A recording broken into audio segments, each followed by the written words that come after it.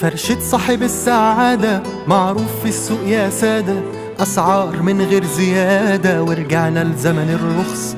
أنا مش ببيع غناوة، في فصال وفيه نقاوة، مين قدك في الغلاوة؟ افتح شنطك ورص. بص بص بص، مين قالك تشتري؟ قرب حمل ورص، لا من شاف ولا من دري. وده بص بص بص، مين قالك تشتري؟ قرب حمل ورص، ولا من شاف ولا من دري. خد مني حتة حتة، شيل لابو 60 ب6، او حتى خلي عنك لاجل عيونك يا بص. دي بضاعة ناسها غايبة، ملهاش صاحب وسايبة، محسوبك صاحي جدا ما بضيعش الفرص. بص بص بص، مين قالك تشتري؟